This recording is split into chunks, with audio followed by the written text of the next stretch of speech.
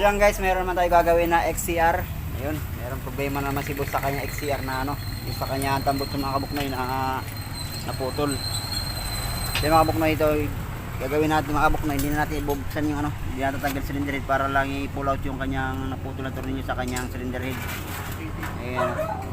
Yan, pakita ko muna mga kabuknoy yung problema na XCR.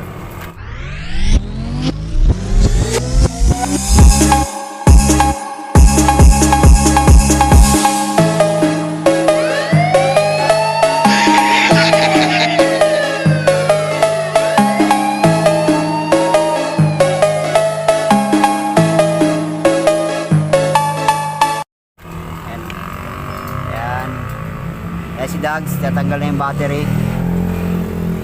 So ito yung problema ng XTR mga kabuknoy, yung naputol yung kanyang bolt sa may tambutso niya.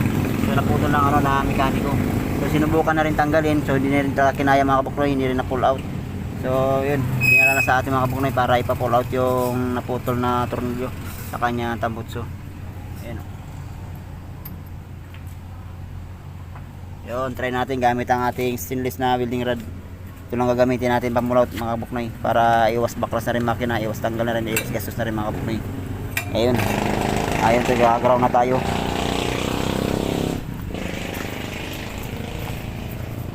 Yan, dito natin ilagay yung ground natin sa bandang cylinder head sa malapit sa may kanyang ano, sa may kanyang tambutso.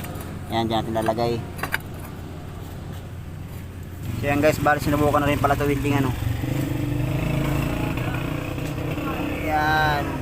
So hindi talaga ano, hindi talaga kinaya nila i-pull out yung ano, yung naputol na tornilyo dito sa kanyang ano, cylinder head na XCR. So tayo try natin.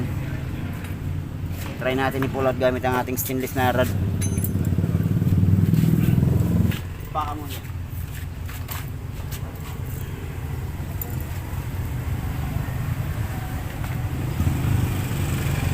Baka mo dito, boss. Baka mo dito. Sige ba?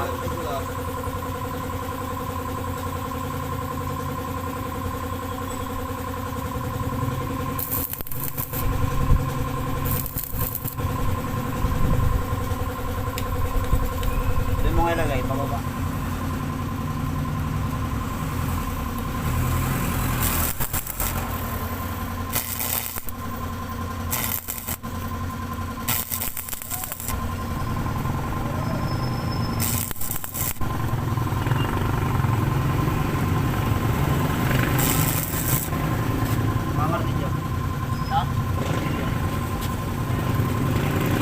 Ayan mga kabuknoy, ito na po siya.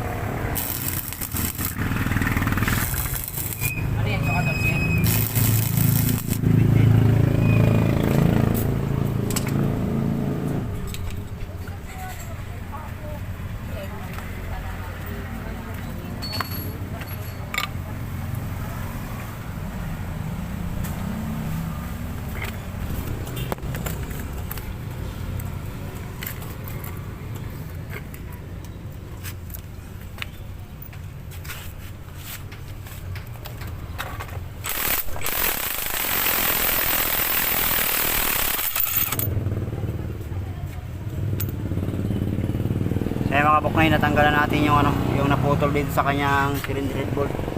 Ayan o. Yan. So, nakaiwas na si boss dito sa kanyang ano, gastos sa naputol na tornilyo dito sa kanyang cylinder head. So mga kabuknoy, pag may problema kayo ganito, naputol na ng tambutso yung tornilyo, PM nyo lang ako sa aking YouTube channel, sa yung YouTube channel, sa aking Facebook page mga kabuknoy. Ha? Oo.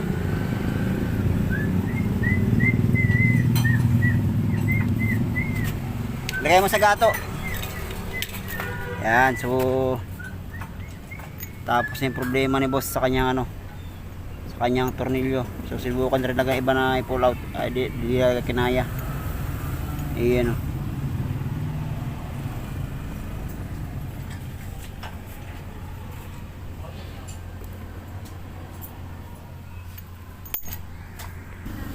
So yan guys, meron din sa ating pinasabay na putol na tornilyo dito sa kanyang caliper. Ayan o. Ayan. Yung XCR na yung mga kabuk na yun, okay na natin, pull out na natin yung naputol na yun. So may pinasabay sa atin. Ayan o. So ito na yung problema ni sir sa kanyang Raider 150. So yung mga kabuk na yun, sabay na natin i-pull out yung kanyang naputol na tornilyo dito sa kanyang caliper. So kaysa bibili daw si boss na kanyang caliper, so pinapull out lang natin. Ayan o. Gamit ang ating stainless mga kabuk na yun. So weldingan ko muna.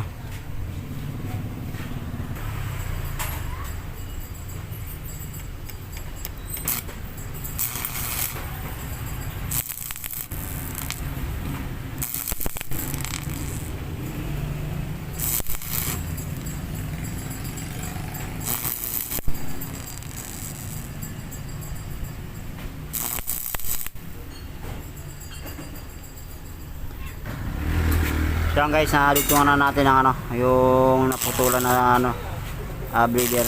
Ayan, lagyan kita ng pandugtong para yun ang gagamitin niya pamihit. So yan, balak kasi ni boss, bibili na siya ng bago. So nakita tayo sa ating channel na gumagawa tayo ng mga putol na tornilyo na napupull out. Kaya yun, yan sabay na sa ating mga kabuknoy yung naputol na tornilyo sa kanyang bleeder. Kasi katatapusan natin ng XCR. Ayan po yung kabit ko ni Lags.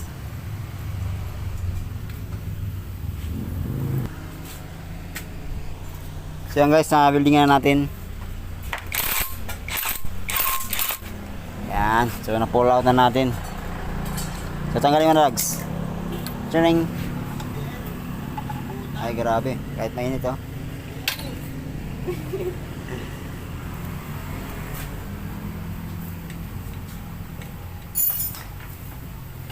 Yeah. Okay.